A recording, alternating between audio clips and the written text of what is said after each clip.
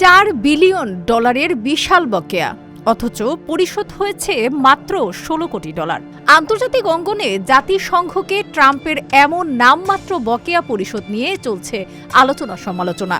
আর এ তথ্যটি নিশ্চিত করেছেন সংস্থাটির মুখপাত্র স্টিফেন ডুজারিক।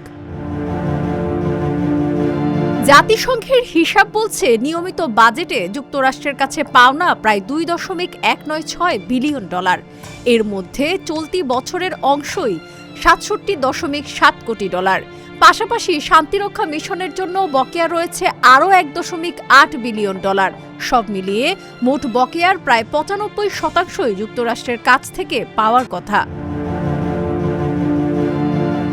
গত মাসে মহাসচিব অ্যান্তনিও গুতেরেস সতর্ক করে বলেন, দ্রুত অর্থ না পেলে আগামী জুলাইয়ের মধ্যেই জাতিসংঘের নিয়মিত কার্যক্রম থমকে যেতে পারে। এদিকে 2025 সালের জানুয়ারিতে দ্বিতীয় মেয়াদে দায়িত্ব নেওয়ার পর প্রেসিডেন্ট ডোনাল্ড ট্রাম্প জাতিসংঘকে অকার্যকর আখ্যা দিয়ে একাধিক কর্মসূচি থেকে যুক্তরাষ্ট্রকে সরিয়ে নিয়েছেন। যদিও সম্প্রতি তিনি সংস্থাটিকে সহায়তার আশ্বাস দিয়েছেন, তবে বকেয়া পরিশোধের বিষয়ে স্পষ্ট কোনো সময়সীমা দেননি।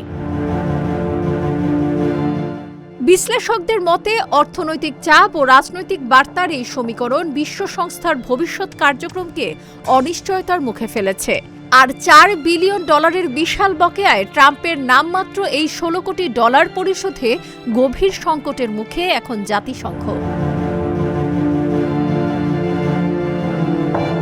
ডেস্ক রিপোর্ট, আজকের পত্রিকা।